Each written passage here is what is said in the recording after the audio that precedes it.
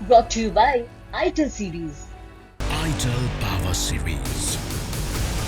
Your power play starts now.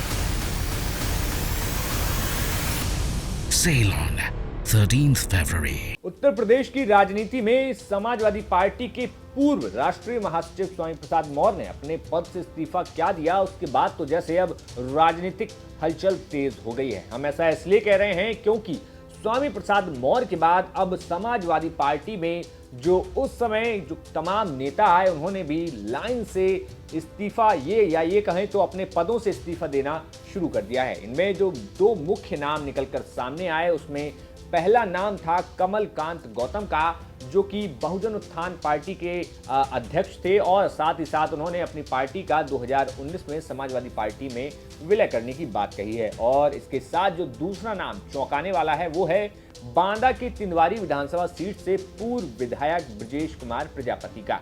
बता दें कि सोमवार को दो पत्र सामने आए और उन पत्रों में वही बात लिखी गई, वही बातें कही गई जो कि स्वामी प्रसाद मौर्य ने अपनी इस्तीफे वाली चिट्ठी में कहा था। सबसे पहले अगर हम कमलकांत गौतम की बात करें तो कमलकांत गौतम ने अपने पत्र समाजवादी पार्टी के राष्ट्रीय अध्यक्ष अखिलेश यादव को जारी करते हुए लिखा कि आपके द्वारा प्रदेश सचिव समाजवादी पार्टी उत्तर प्रदेश बनाया गया था। इस सम्मान के लिए आपको बहुत बहुत शुक्रिया। आज तक मुझे कोई महत्वपूर्ण जिम्मेदारी नहीं सौंपी गई। बिना किसी जिम्मेदारी व जवाबदेही के पार्टी का जनाधार नहीं बढ़ाया जा सकता। मैं सदैव सामाजिक परिवर्तन के संघर्ष में हमेशा हिस्सा रहा हूं। मान्यवर कांशीराम, पेरियार ललई सिंह यादव के संपर्क में आने एवं बाबा साहब अम्बेडकर के विचार से प्रभावित होकर हक और अधिकार से वंचित किए गए समाज को हक और अधिकार दिलाने में प्रयासरत रहता हूं। कारण स्वरूप यहाँ पद देने के बावजूद निष्क्रिय और निष्प्रभावी कर दिया गया, जबकि बहुजन उत्थान पार्टी जो भारतीय संविधान आयोग की राजनीतिक दल के रूप में पंजीकृत थी, राष्ट्रीय अध्यक्ष की हैसियत से लगभग 600 से अधिक छोटे बड़े पदाधिकारियों के साथ आपकी उपस्थिति में समाजवादी पार्टी ज्वाइन की थी और अपनी पार्टी 8 जनवरी 2019 को उपरोक्त पार्टी का विलय किया। इसके साथ ही कमलकांत गौतम ने स्वामी प्रसाद मौर्य की चर्चा करते हुए अपने पत्र में ये बात भी लिखी कि स्वामी प्रसाद मौर्य जो सपा के राष्ट्रीय महासचिव के साथ भेदभाव और पक्षपातपूर्ण पार्टी के द्वारा उपेक्षा की गई, उससे हम सब बहुजन समाज आहत हुए हैं। अतः मैं महत्वहीन पद पर बने रहने का कोई औचित्य नहीं समझता हूं। कारण स्वरूप समाजवादी पार्टी के प्रदेश सचिव पद से मैं त्याग पत्र दे रहा हूं। कृपया इसे स्वीकार करें, बिना पद के कार्य करता रहूंगा।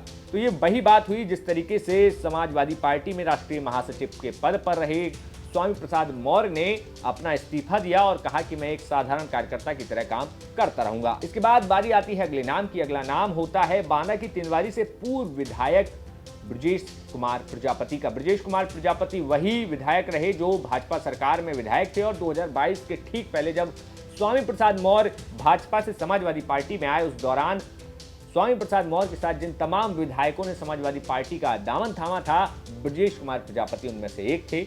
ब्रजेश कुमार प्रजापति ने अखिलेश यादव को पत्र लिखते हुए कहा कि आपसे बहुत आशा और उम्मीद के साथ स्वामी प्रसाद मौर्य जी के नेतृत्व में 14 जनवरी 2022 को समाजवादी पार्टी में सम्मिलित हुआ था कि आपके नेतृत्व में SC ST OBC व अल्पसंख्यक समाज आगे बढ़ेगा। इसलिए महापुरुषों के द्वारा दिखाए गए मार्ग पर चलते हुए हम लोगों ने बाबा साहब डॉक्टर भीमराव अम्बेडकर, मान्यवर कांशीराम, मान्यवर संतराम BA प्रजापति जी के रास्ते पर चलने वाले PDA के कद्दावर नेता स्वामी प्रसाद मौर्य के द्वारा दिया गया नारा 85 तो हमारा है, 15 में बंटवारा है, इस भरोसे के साथ संघर्ष के साथ आगे बढ़े। एक तरफ PDA पिछड़ा दल अल्पसंख्यक का नारा लगाना था तो दूसरी तरफ PDA की प्रमुख आवाज स्वामी प्रसाद मौर्य द्वारा पार्टी का जनाधार बढ़ाने और भाजपा के मकड़जाल में फंसकर दलित पिछड़ों आदिवासियों को उनके सम्मान और स्वाभिमान को जगाकर सावधान करने और भाजपा के चंगुल से निकालने के लिए लगातार प्रदेश स्तर पर अभियान चलाकर जो उत्कृष्ट कार्य किया जा रहा था, उसके खिलाफ पार्टी के नेताओं के द्वारा लगातार उपेक्षा और अपमान किया जाना अत्यंत निंदनीय रहा। एक विशेष वर्ग के लोग बहुजन समाज के कद्दावर नेता स्वामी प्रसाद मौर्य की आलोचना करते रहे और आप चुप रहे। आपने मुझे तिंदवारी विधानसभा से प्रत्याशी बनाया था। मैं अपने स्नेह और आशीर्वाद के लिए आपका आभारी हूं। मैं स्वयं विधानसभा 2022 चुनाव के दौरान आपका प्रोग्राम मांगा था। जब आपका प्रोग्राम नहीं मिल रहा था तो मैंने प्रदेश अध्यक्ष नरेश उत्तम पटेल और स्वामी प्रसाद मौर्य का प्रोग्राम मांगा, पर वो भी नहीं मिल पाए। इसके बाद मैंने यहाँ तक कह दिया था कि किसी छोटे से छोटे नेता को भी भेज दो, एक बड़ी रैली करा देंगे, लेकिन अफसोस पूरे चुनाव के दौरान एक भी नेता पार्टी की तरफ से नहीं भेजा गया। पीडीए का दुख तो वही बता सकेगा जो पीडीए का होगा। आपके पास टॉप 10 में रहने वाले पीडीए के लोग नहीं हैं तो हमारी पीड़ा आप तक कैसे पहुंचेगी? हम तो पूर्व की भांति ऐसे ही उपेक्षित होते रहेंगे।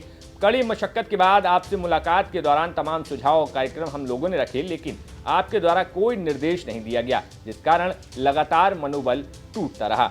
माननीय अध्यक्ष जी, पीडीए की आवाज की उपेक्षा और श्री मौर्य जी के प्रति अभद्र टिप्पणी करने वालों के विरुद्ध अनुशासनहीनता की कार्रवाई न किए जाने के कारण पार्टी के सभी प्रकार के कार्यक्रमों से अपने आप को अलग करता हूं।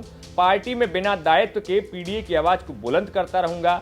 आपके द्वारा दिए गए स्नेह और प्यार और आशीर्वाद के लिए आभार।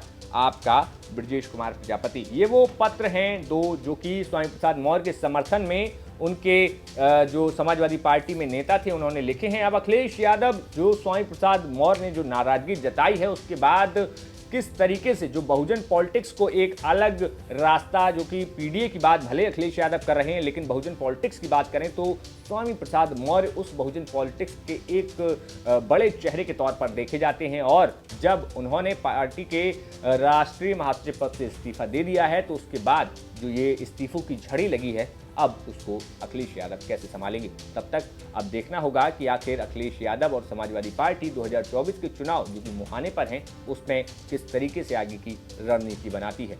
तो ये थी आज की खबर। बाकी उत्तर प्रदेश से जुड़ी हर एक खबर को जानने के लिए देखते रहिए यूपी तक। कैमरे के पीछे हमारे साथ हैं दीक्षा यादव और मैं मोहित सिंह कुशवाहा। यूपी तक के लिए शुक्रिया।